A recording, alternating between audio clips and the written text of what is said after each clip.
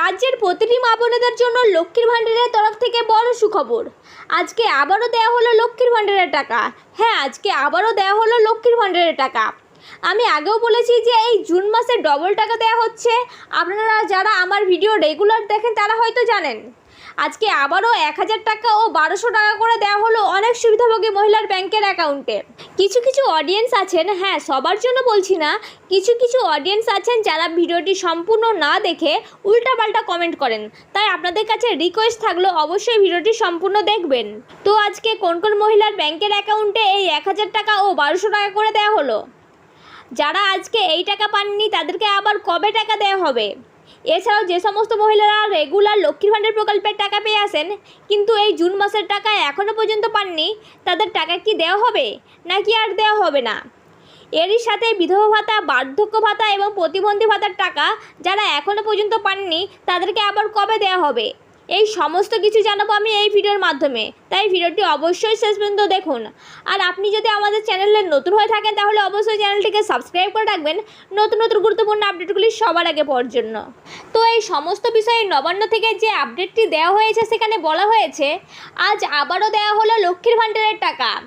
মহিলারা পেলেন 1000 টাকা এবং 1200 টাকা করে।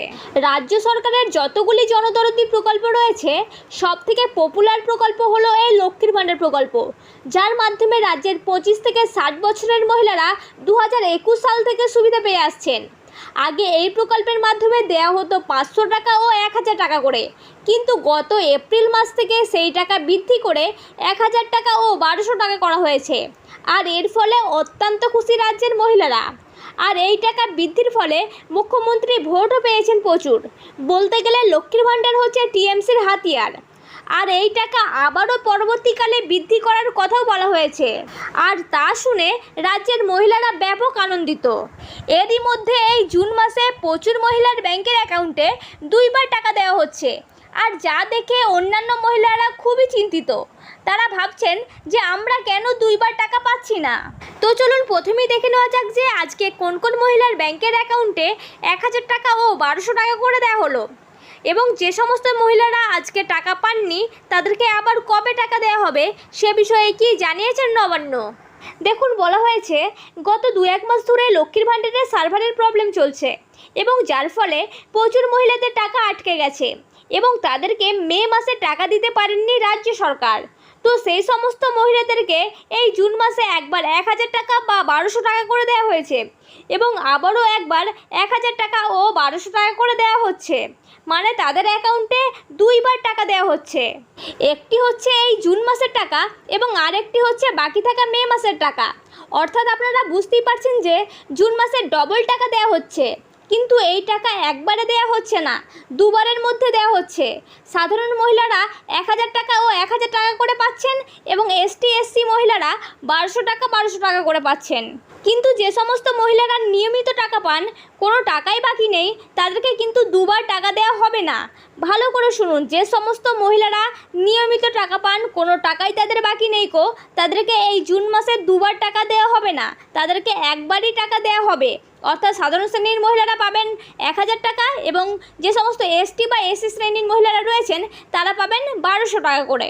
কিন্তু যে সমস্ত মহিলারা মে মাসে টাকা পাননি কিন্তু জুন মাসে একবার টাকা পেয়ে গেছেন, সেই সমস্ত মহিলাদের উদ্দেশ্যে বলা হয়েছে আপনারা কিছুদিন অপেক্ষা করুন, আপনাদেরকে আবারও একবার লক্ষ্মীর ভাণ্ডার প্রকল্পের টাকা দেওয়া হবে। তো চলুন এবার দেখে নেওয়া যাক যে সমস্ত মহিলারা নিয়মিত লক্ষ্মীর ভাণ্ডার প্রকল্পের টাকা পান কিন্তু এই জুন মাসের টাকা এখনও পর্যন্ত পাননি তাদের উদ্দেশ্যে কি বলা হয়েছে।